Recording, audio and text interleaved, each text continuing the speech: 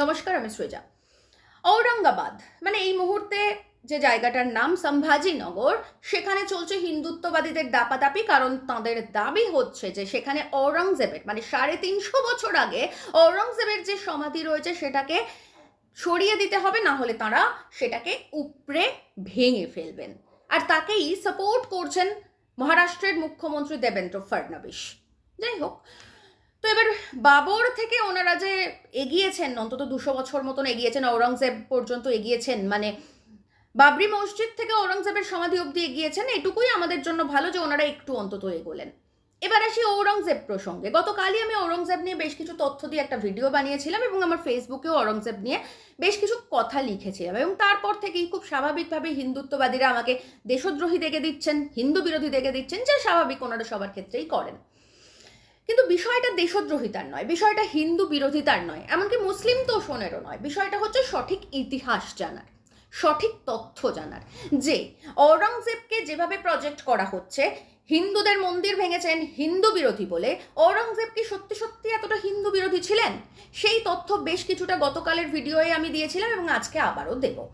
সালটা 1689, 10ই মার্চ। ঔরঙ্গজেব নিজে বারাণসীর যে শাসক ছিলেন, তৎকালীন শাসক, তাঁকে নিজে হাতে লিখে ফরমান জারি করেছিলেন যে বারাণসীতে যে সমস্ত হিন্দুরা বসবাস করেন তাদের যেন জীবনযাত্রার মান সঠিক থাকে এবং তারা যেন সঠিকভাবে ধর্মাচরণ করতে পারেন।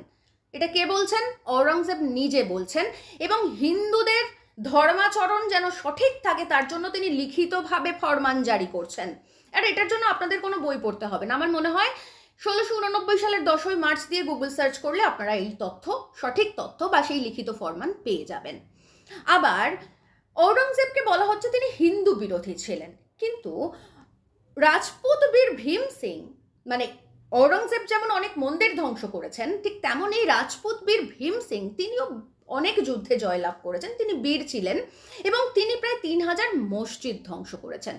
তো এই ঔরঙ্গজেব যখন দেখলেন যে এই ভীম সিং তিনি সত্যি বীর এবং সত্যি সত্যি এতগুলো যুদ্ধে জয়লাভ করছেন, 3000 মসজিদ ভেঙে ফেলেছেন, তখন তিনি তার নিজের সেনাবাহিনীতে এই ভীম সিংকে নিয়োগ করেন, রিক্রুট করেন এবং তাকে 3000ই মনসবদার বানিয়ে দেন। অর্থাৎ সেক্ষেত্রে ঔরঙ্গজেবের কাছে তিনি ভীম সিং যে জাতিতে ধর্মে হিন্দু বা মসজিদ ভেঙেছে এতগুলো, এগুলো কোনো ম্যাটারই করেনি।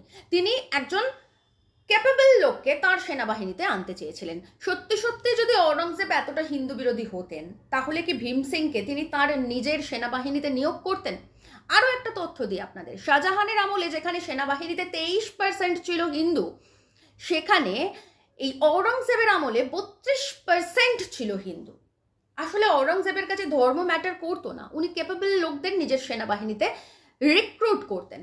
আবার এই সেনাবাহিনীর প্রসঙ্গেই যদি আসি, তাহলে বলতে হবে শিবাজিকে হিন্দুত্বের আইকন বলে প্রচার করছে বিজেপি, কিন্তু এই শিবাজির সেনাবাহিনীতে বিভিন্ন ক্ষেত্রে বিভিন্ন জায়গায় সমস্ত উচ্চপদস্থ যে সমস্ত লোকজন ছিলেন সেনাবাহিনীর, তারা প্রত্যেকে ছিলেন মুসলমান। এমনকি সেনাবাহিনীর মানে শিবাজির সেনাবাহিনীতে আর কি তার দেহরক্ষী ছিলেন, যিনি ছিলেন তার নাম মেহের, এবং এই মেহের নিজের জীবন দিয়েছিলেন শিবাজিকে বাঁচানোর জন্য। শিবাজি যখন পালিয়ে গিয়েছিলেন, মেহের তখন নিজে শিবাজি সেজে বসেছিলেন, তাকে হত্যা করা হয়।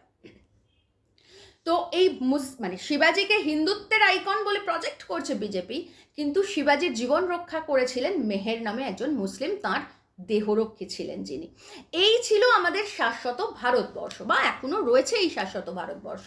সেখানে এই কদিন এই বিজেপি আরএসএস এই যে একটা দাপাদাপি করছে, এরা কিন্তু কখনোই জিততে পারবে না। ভারতবর্ষের এই যে শাশ্বত চেতনা, গতকালও আমি বলেছিলাম এবং আজও বলছি এবং প্রায় প্রতিটা ভিডিওতেও আমি এই কথাটাই বলি, ভারতবর্ষের এই যে ধর্ম নিরপেক্ষতার শাশ্বত চেতনা, সেটাকে এইভাবে নষ্ট করা যাবে না। আবার যদি আমরা এই হিন্দু মন্দির, হিন্দু রাজা বা হিন্দুত্ব প্রসঙ্গে কথা বলি, সেক্ষেত্রে আমরা যদি কলহনের রাজতরঙ্গিনী পড়ি, সেখানে দেখব যে সেখানে একজন রাজা ছিলেন, রাজার নাম ছিল হর্ষবর্ধন। তিনি সমস্ত মন্দির থেকে দামি দামি যে বিগ্রহ ছিল, তখন তো সোনার উপর বিগ্রহ হতো, সেই সমস্ত বিগ্রহকে চুরি করে তুলে আনতেন বা লুট করে তুলে আনতেন, তুলে এনে গলিয়ে সেই ধাতুটা উনি ওনার রাজকোষে জমা করতেন। উনি নিজের একটা ডিপার্টমেন্ট খুলেছিলেন। সেই ডিপার্টমেন্টের নাম ছিল দেবোৎপাটন ডিপার্টমেন্ট, দফতর। দেব উৎপাটন মানে সেই মূর্তিগুলোকে তুলে এনে তিনি রাজকোষের যে প্রাচুর্য সেটা বাড়াতেন। অর্থাৎ হিন্দু রাজা নিজেই মন্দির থেকে এই সমস্ত সম্পদ, দেবী মূর্তি, এগুলো তিনি লুটপাট করতেন। এই হচ্ছে আমাদের ভারতবর্ষ। আসলে সমস্যাটা হচ্ছে যে বিজেপিকে কখনো এই শিবাজিকে আঁকড়ে ধরতে হয়, আবার কখনো বা সম্ভাজিকে আঁকড়ে ধরতে হয়। সম্ভাজিকে, শিবাজি তো তবুও ধরে নিলাম নয় হিন্দুত্বের আইকন। সম্ভাজির যদি আমরা জীবন দেখি সেটা তো আরো অনেক বেশি খারাপ, কারণ এই সম্ভাজি তিনি তো নিজেই মোগলদের সঙ্গে জোট বেঁধে তার নিজের বাবার বিরুদ্ধে ষড়যন্ত্র করেছিলেন, বাধ্য হয়েছিলেন শিবাজি তাকে জেলে পুরে রাখতে। এই কারণের জন্য সম্ভাজির ছোটবেলা সম্পর্কে খুব বেশি কথা বলবে না বিজেপি, কারণ সম্ভাজির বেশ কিছুটা জীবন কেটেছে প্রথমে মোগলদের সঙ্গে জোট করে শিবাজির বিরুদ্ধে ষড়যন্ত্র করে কিছুটা জেলে, তারপরে ইয়াং এজ থেকে তাকে দেখানো হচ্ছে, বা এই ছাবা যে সিনেমাটা সেখানেও এইভাবেই প্রজেক্ট করা হচ্ছে। যদিও আমি সিনেমাটা দেখিনি, আমি শুনেছি যে এইভাবেই প্রজেক্ট করা হচ্ছে। এবং পরবর্তীতে এই যে মারাঠা দস্যু, এদের যা জীবনযাপন বা যে কার্যক্রম সেগুলো অত্যন্ত লজ্জার। আমরা এখনো ভুলিনি যে এখনো ছোট বাচ্চাদের গান শোনানো হয় যে খোকা ঘুমোলো, পাড়া জুড়োলো, বর্গি এলো দেশে। আসলে সমস্যা হচ্ছে বিজেপির কাছে কোনো রকম কোনো স্বাধীনতা সংগ্রামের আইকন নেই, কারণ এই আরএসএস এর জীবনটাই কেটেছে জন্ম থেকে, 1925-এ ওদের জন্ম, তারপর থেকে ওদের জীবনটাই কেটেছে শুধুমাত্র ব্রিটিশদের দালালি করে।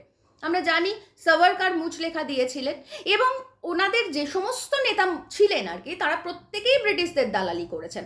সেই কারণের জন্য কখনো কংগ্রেস নেতাকে আঁকড়ে ধরতে হয়, কখনো নেতাজিকে আঁকড়ে ধরতে হয়, এখন আবার স্বামীজিকে আঁকড়ে ধরছেন, এবং তার সঙ্গে হিন্দুত্ববাদী চেতনা যেটা সেটা জাগ্রত করার জন্য ওনাদেরকে এখন এই মুহূর্তে দাঁড়িয়ে সম্ভাজিকে আঁকড়ে ধরতে হচ্ছে এবং ভিলেন বানাতে হচ্ছে ঔরঙ্গজেবকে। অর্থাৎ সঠিক কোনো আইকন না থাকার জন্য 350 বছর আগে কবরে চলে যাওয়া একটা শুধুমাত্র চেতনাকে নিজেদের শত্রু বলে প্রজেক্ট করতে হচ্ছে। কিন্তু এই ভারতবর্ষে বা এই রাজ্যে যাই বলুন না কেন, সব থেকে বেশি শত্রু কারা ছিল? সত্যি কি মুঘলরা ছিল নাকি ব্রিটিশরা ছিল? ব্রিটিশদের আমলে জালিয়ানওয়ালাবাগের মতন এরকম একটা জেনোসাইড হয়েছে। মুঘলরা তো 200-250 বছর রাজত্ব করেছে এখানে।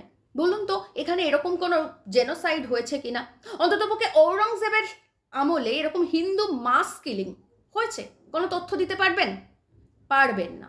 আর সেই কারণের জন্যই এ রাজ্য থেকে যখন এই যে এরা মানে বিজেপি এই মুহূর্তে দাঁড়িয়ে বাবরি মসজিদ ভেঙে ফেলছে, ঔরঙ্গজেবের কবর ভেঙে ফেলছে, কারণ এদের কাছে সঠিক আইকন নেই বলে। অথচ এ রাজ্যে যখন ব্রিটিশদের ভরে ভরে স্ট্যাচু ছিল গোটা রাজ্য জুড়ে, সেই স্ট্যাচু কিন্তু স্বাধীন ভারতবর্ষে 20 বছর ছিল, মানে এ রাজ্যে 20 বছর ছিল। 67-তে প্রথম যুক্তফ্রন্ট সরকার আসার পরে বামপন্থীরা সেই সমস্ত কুচক্রী ব্রিটিশদের সেই স্ট্যাচুগুলোকে উপড়ে ফেলে লাট বাগানে ছুঁড়ে ফেলে দিয়ে এসেছিল। তখন কিন্তু এই বিজেপি নয় আসেনি, বিজেপি তো 80-তে, 1980-তে, কিন্তু তার আগে আরএসএস, হিন্দু মহাসভা, এরকম বিভিন্ন নাম নিয়ে এদের তো রাজনীতি বহমান ছিল। সেখানকার কোনো নেতা, ওদের তো সেই সময় অনেক তাত্ত্বিক নেতা ছিল, কখনো বলেছে যে হ্যাঁ একটা সঠিক কাজ করছে বামপন্থীরা, সত্যি সত্যি ব্রিটিশদের এই মূর্তিগুলোকে উপড়ে ফেলার দরকার ছিল? বলেনি, কারণ ওরা চিরকাল ব্রিটিশদের পা চেটে এসছে, এখন ওরা ব্রিটিশদেরই পা চাটে। আর সেই কারণের জন্যই বামপন্থীরা যখন সেই মূর্তিগুলোকে ছুঁড়ে ফেলে দিয়েছিল তখন ওরা একটাও টু শব্দ করেনি। আসলে এই মুহূর্তে দাঁড়িয়ে ভারতবর্ষের মূল সমস্যা হচ্ছে খাদ্য, বস্ত্র, বাসস্থান।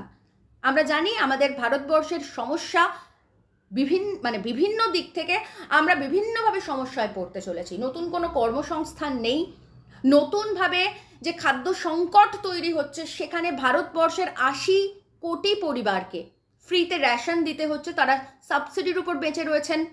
অর্জুন সেনগুপ্তর রিপোর্ট বলছে ভারতবর্ষের বেশিরভাগ মানুষের দৈনিক আয় 25 টাকা, তার উপরে নয়, তারা একটা বিস্কিটের প্যাকেট কিনতে পারছেন না। তো এইরকম একটা সমস্যা জর্জরিত ভারতবর্ষে এখন এই মুহূর্তে দাঁড়িয়ে মানুষকে ভুলিয়ে দেওয়ার জন্য, সমস্ত কিছু থেকে মুখ ফিরিয়ে যাতে নেয় মানুষ, তার জন্য ধর্মের খেলা খেলতে হচ্ছে। আর সেই ধর্মের খেলায় বিজেপি এমন মেতে উঠেছে এবং মাতিয়ে তুলেছে যে 350 বছর আগের একটা ক্যারেক্টারকে নিজেদের শ্রেণী শত্রু হিসেবে চিহ্নিত করে তার কবর উপড়ে ফেলার খবর দিয়ে মানুষকে ভুলিয়ে রাখতে চাইছে। কিন্তু হোক, ওরা করুক, আপনারা ভুলবেন না। আপনারা এই সমস্ত যে কুচক্র সেগুলোকে বৃথা করে দিন, ব্যর্থ করে দিন। আমরা ভারতবর্ষের মানুষ, আমরা ধর্মনিরপেক্ষ, আমরা হিন্দু মুসলিম সমস্ত ধর্মের মানুষ একসঙ্গে যেমন ছিলাম আগামীতেও তেমনই থাকবো।